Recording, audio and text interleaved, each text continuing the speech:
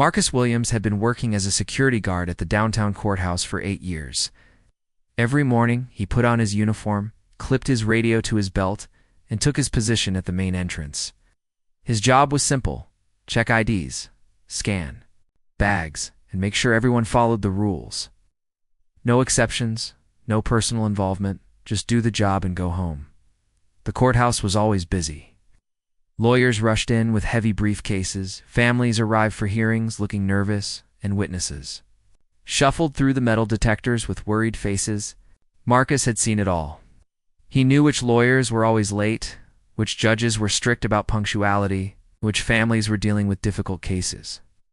On this particular Tuesday morning in September 90s, Marcus noticed something different. About the crowd, there seemed to be more tension in the air than usual. A high-profile custody case was being heard that day, and emotions were running high. Parents, grandparents, and children filled the waiting area, all hoping for the best outcome. Marcus watched as a middle-aged man in his 50s walked through the entrance. The man looked pale and shaky. His hands trembled as he handed over his ID, and small beads of sweat covered his forehead despite the cool morning air. Marcus had trained himself to notice these details. In his line of work, being observant could mean the difference between a normal day and a dangerous situation. "You okay, sir?" Marcus asked quietly as he handed back the ID. The man nodded quickly. "Just nervous about today," he said, his voice barely above a whisper. "My grandson, there's a custody hearing." Marcus understood immediately. Family court cases were some of the most emotionally charged situations he witnessed. He'd seen grown men cry, mothers collapse from stress, and grandparents beg for just one more chance to see their grandchildren. Ow. It was heartbreaking. But Marcus had learned to keep his professional distance. The man, whose name was Robert Chen, according to his ID, made his way to the elevator. Marcus watched him go, noting how he seemed to lean against the wall for support. Something about Robert's condition bothered Marcus, but he couldn't put his finger on exactly what it was. As the morning progressed, more people arrived for various court proceedings. Marcus efficiently processed each person through security, maintaining his professional demeanor while keeping an eye on the general atmosphere. The courthouse buzzed with activity, lawyers consulting with clients in hushed tones, court reporters wheeling their equipment through the halls, and families gathering in nervous clusters. Around 10:30, Marcus received a radio call from his supervisor, Officer Janet Rodriguez. "Marcus, we need you to stay extra alert today. The Chen custody case has attracted some media attention, and there might be protesters outside later."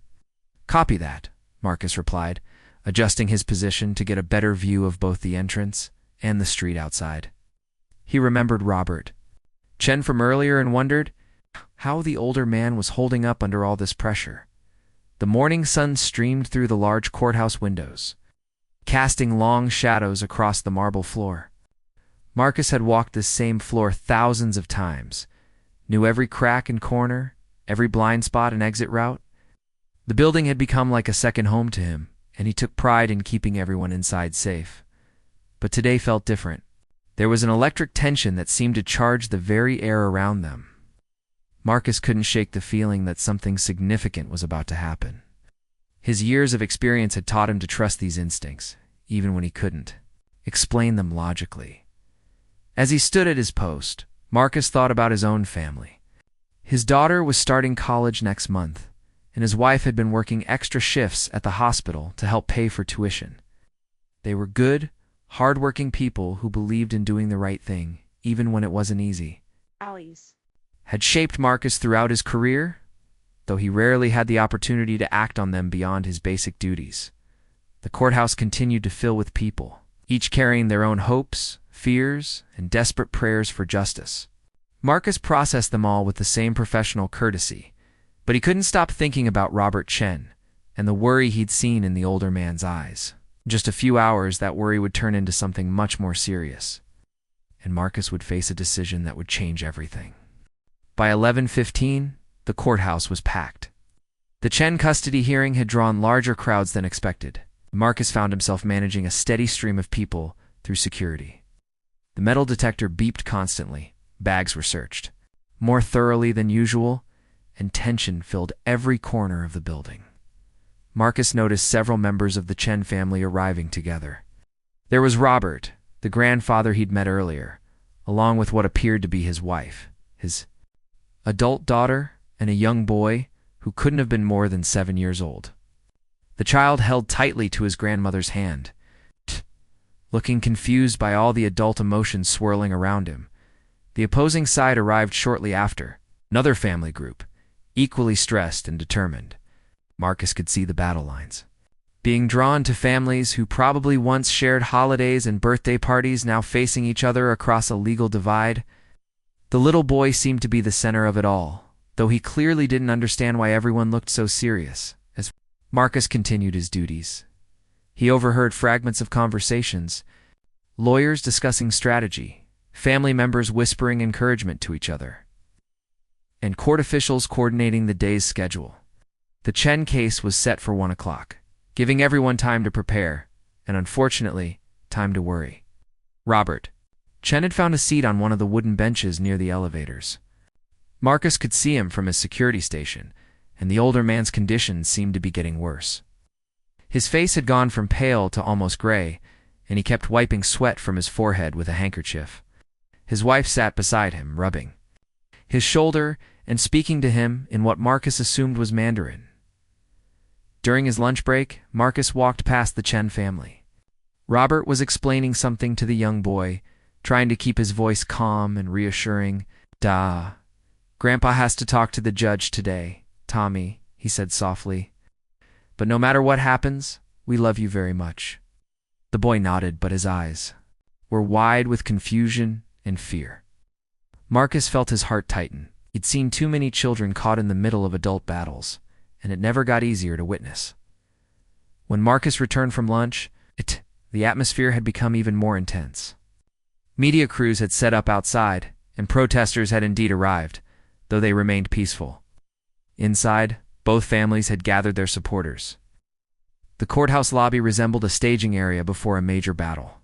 At 12:45, people began moving toward the courtroom. Marcus watched as the Chen family stood up together, forming a protective circle around little Tommy. Robert struggled to his feet, leaning heavily on his wife for support. The stress was clearly taking a physical toll on the older man. Marcus made a mental note to keep an eye on Robert during the proceedings. As a security guard, he wasn't supposed to get personally involved in cases, but he also had a responsibility for everyone's safety. If someone was having a medical emergency, protocol required him to respond immediately. The courtroom doors opened, and people filed in slowly. Marcus could hear the murmur of voices, the shuffling of papers, and the formal announcements that preceded every hearing. His radio crackled with routine security updates, but everything seemed to be proceeding normally. Outside, the protesters had grown slightly larger but remained orderly. Marcus's colleague, Officer Patricia Moore, was stationed at the entrance to monitor the situation. She gave Marcus a thumbs up through the window, indicating that everything was under control. As 1 o'clock approached, Marcus positioned himself, where he could monitor both the courtroom entrance and the general lobby area. His years of experience had taught him that the most critical moments often happen not during the hearings themselves, but in the emotional aftermath, when people received news they weren't prepared to handle. He thought about Robert Chen. Somewhere inside that courtroom, probably sitting in the front row with his family, listening as lawyers argued about the future of his grandson. Marcus had seen similar cases before. Sometimes grandparents won visitation rights, sometimes they lost everything. The legal system tried to be fair, but the emotional cost was always high. The minutes ticked by slowly. Marcus checked his watch. 1:15, 1:30, 1:45. These hearings could last anywhere from an hour to an entire day, depending on the complexity of the case and how much evidence needed to be presented. All Marcus could do was wait and hope that whatever decision was made, everyone would accept it peacefully. At exactly 2 o'clock, Marcus heard the first sounds of commotion from inside the courtroom. Voices were raised, though he couldn't make out the words. His hand instinctively moved to his radio, ready to call for backup if necessary. But then the voices died down. and the courthouse returned to its normal hum of activity. Something important had just happened in that courtroom, and Marcus had a feeling he was about to find out what it was. At 2:15, the courtroom doors burst open. People streamed out in a rush of emotion and confusion. Marcus immediately recognized the signs of a hearing that hadn't gone well for someone. There were tears, angry voices, and the kind of heated discussions that sometimes led to physical confrontations. The Chen family emerged in a tight group, but Marcus could tell immediately that they had received devastating news. Robert's wife was crying openly. His daughter had her arm around Young. Tommy and Robert himself looked like he'd aged 10 years in the past hour. The family that had entered with hope was leaving in despair. Marcus watched as they made their way toward the elevators, moving slowly, as if walking through deep water. Other people gave them space, recognizing the raw grief that surrounded them.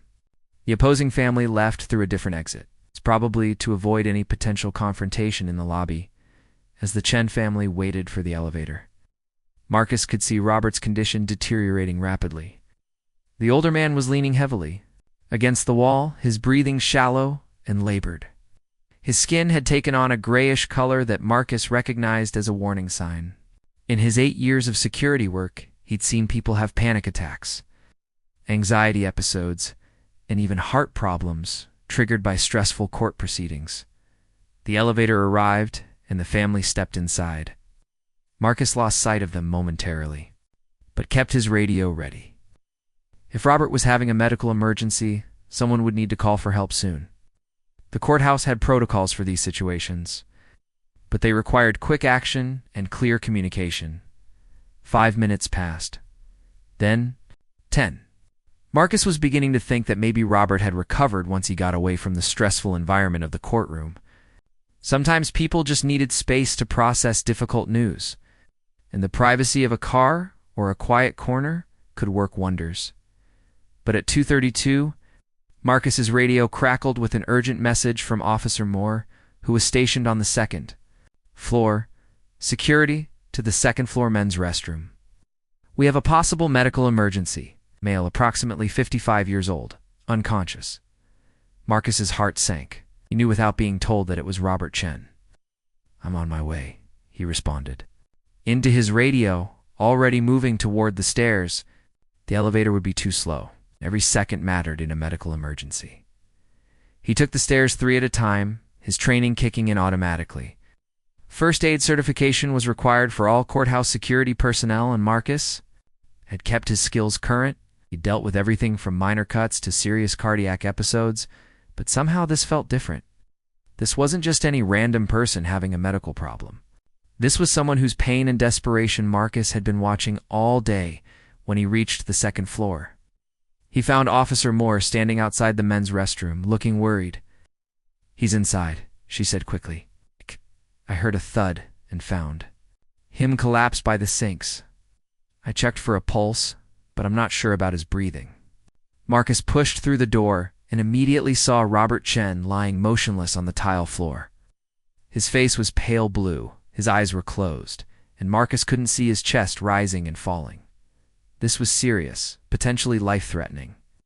"Call 911 now," Marcus shouted to Moore. "Tell them we need paramedics immediately for a possible cardiac event." Marcus knelt beside Robert and quickly assessed the situation. No pulse that he could detect, no breathing, but the man's skin was still warm. This had just happened, which meant there was still a chance if Marcus acted fast. He immediately began chest compressions, pushing hard and fast on Robert's sternum just like he'd been trained. "Come on, Robert," he whispered as he worked. "Your grandson needs you to fight this." After 30 compressions, Marcus tilted Robert's head back and gave him 2 rescue breaths. The man's lips were cold against Marcus's, but he could feel air entering Robert's lungs. He went back to chest compressions, counting under his breath, sweat beginning to form on his forehead from the D. Physical effort, this was the moment Marcus had trained for but hoped he'd never face. Everything he'd learned about emergency response was being put to the test, and a man's life hung in the balance. But as he continued the CPR, Marcus realized that this was about more than just following protocol.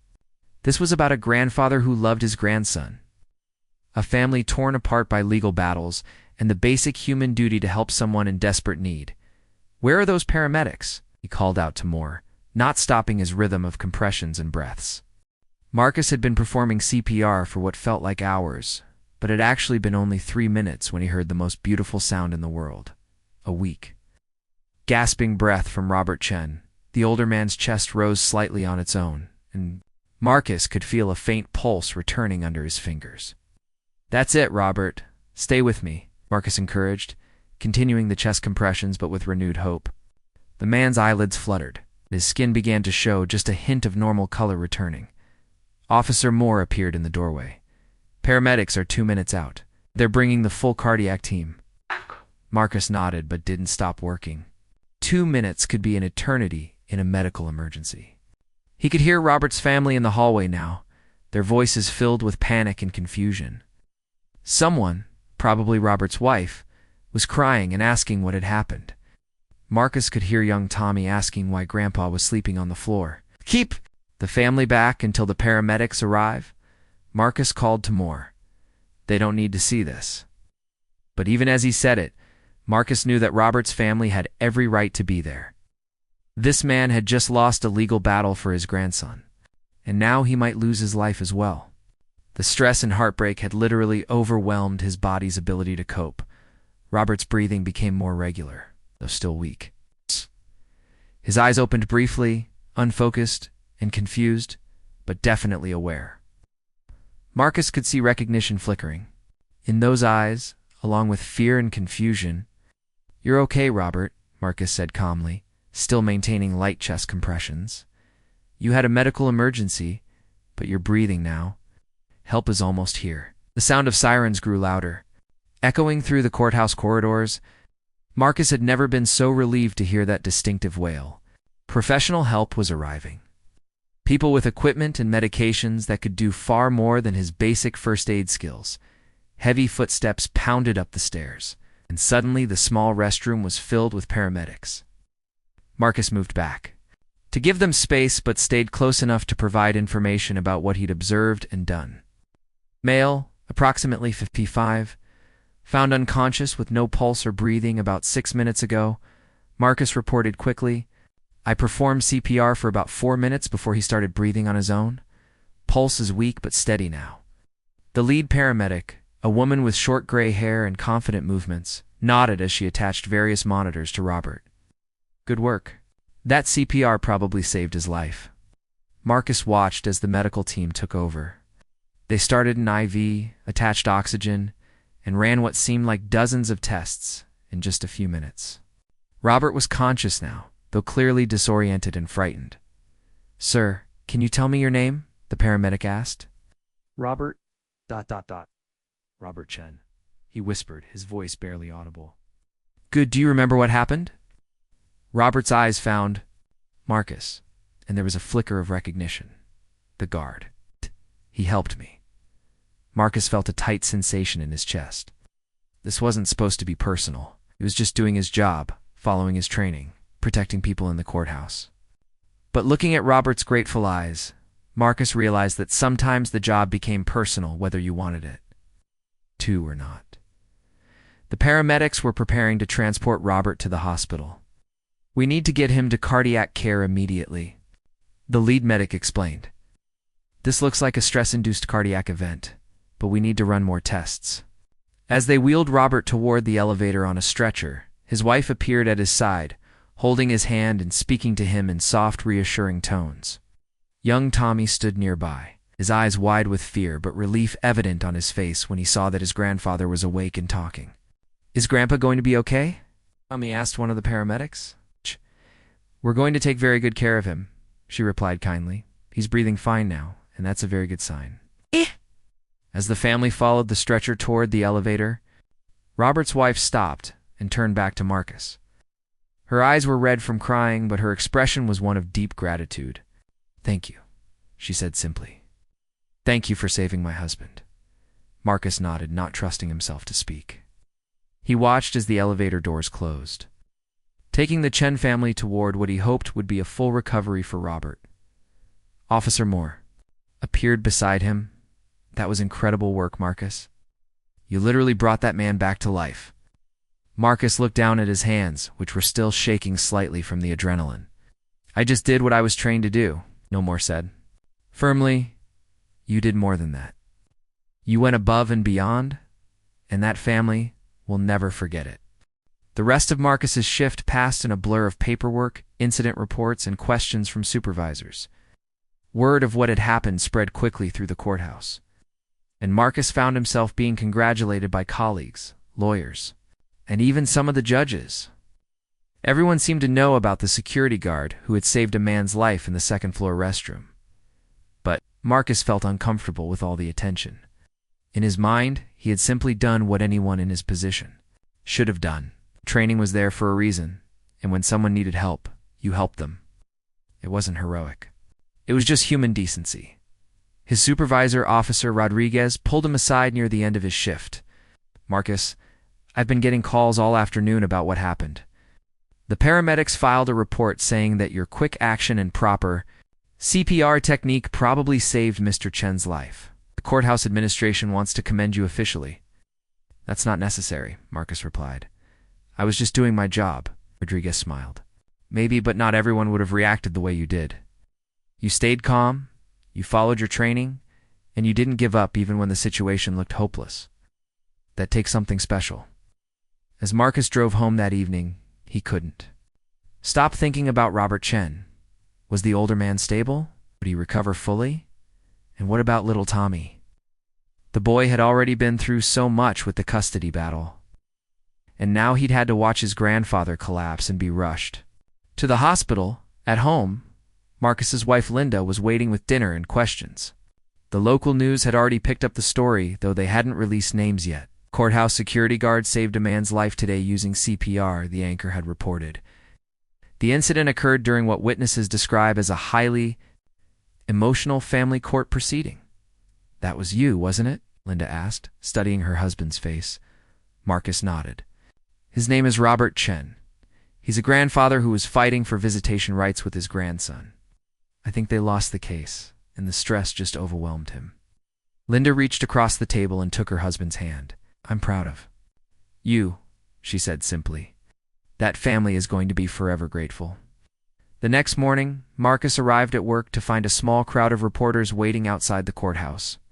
News of the incident had spread, and several media outlets wanted to interview the hero's security guard. Marcus slipped in through a side entrance, hoping to avoid the attention, but avoidance became impossible when Officer Rodriguez approached him with a message. The hospital called, she said. Mr. Chen is stable and asking to see you. His family wants to thank you in person. Marcus felt conflicted. Visiting Robert seemed like the right thing to do, but it also felt like crossing a professional boundary.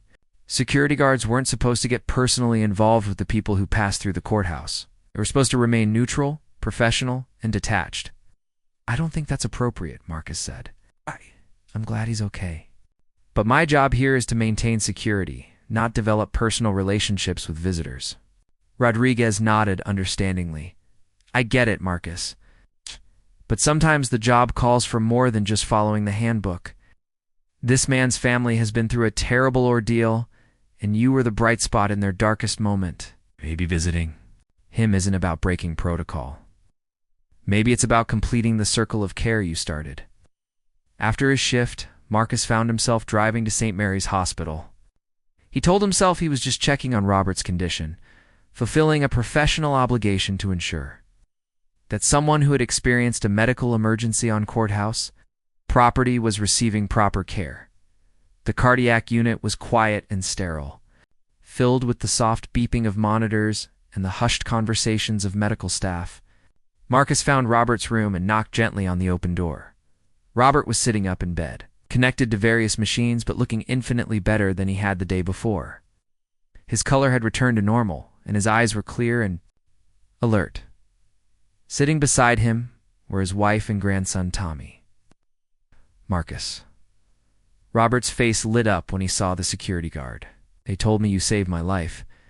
The paramedics saved your life, Marcus replied, stepping into the room. I just kept.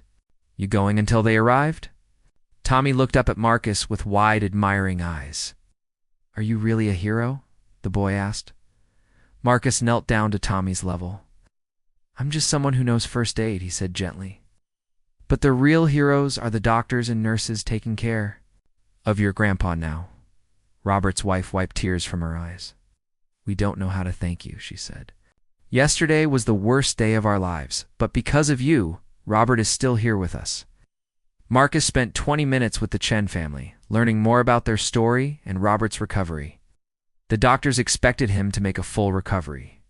Though he would need to make some lifestyle changes and manage his stress better, the custody case was still painful, but they were exploring other legal options and focusing on what they could control. 3 weeks later, Marcus was back at his regular post at the courthouse entrance when he saw a familiar face approaching the metal detector.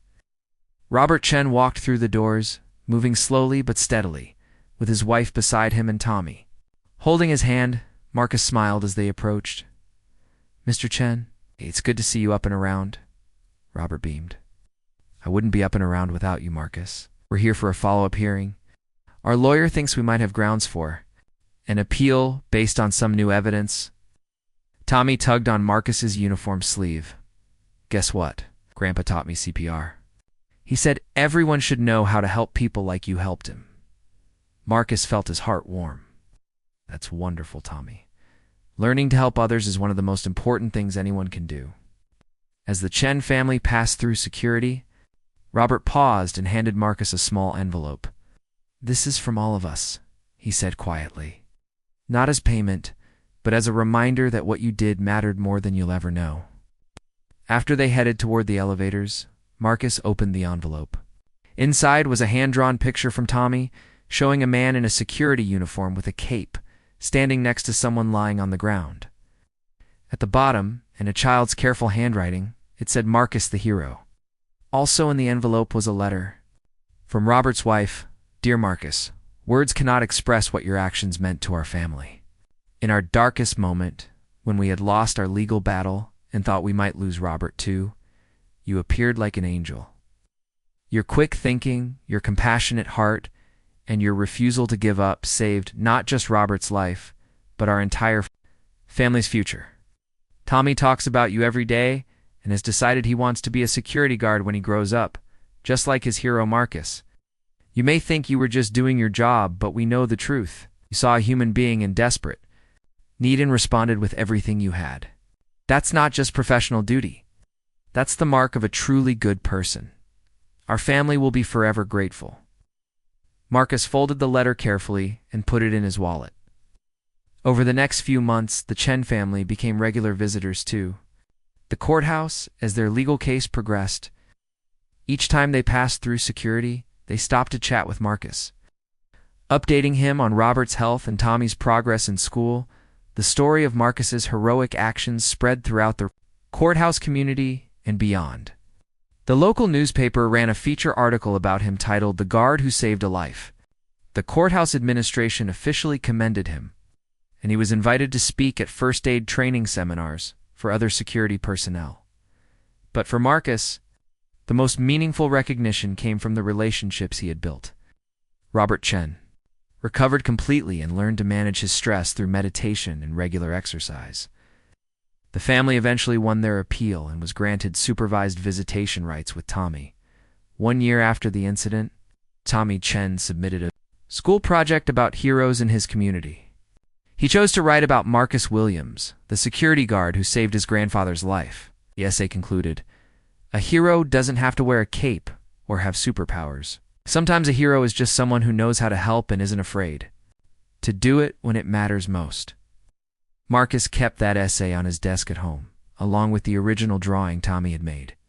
They served as daily reminders that sometimes the most important moments in life happen when we least expect them, and that being prepared to help others isn't just professional training. It's a fundamental part of being human. The incident changed Marcus's perspective on his job. He still followed protocol and maintained professional boundaries, but he also understood that his role went beyond checking IDs and monitoring metal detectors. He was often the first person people encountered during some of the most stressful moments of their lives, and that responsibility was both an honor and a calling. Years later, new security guards joined the courthouse team, Marcus would tell them Robert Chen's story. Not to make himself look heroic, but to emphasize the importance of staying alert, keeping their first aid skills current, and remembering that behind every ID card and every bag they searched was a human being with hopes, fears, and people who loved them. You never know, Marcus would say, when someone's life might depend on you being prepared to do more than just your basic job description. The real question isn't whether you'll have the skills when you need them, it's whether you'll have the heart to use them.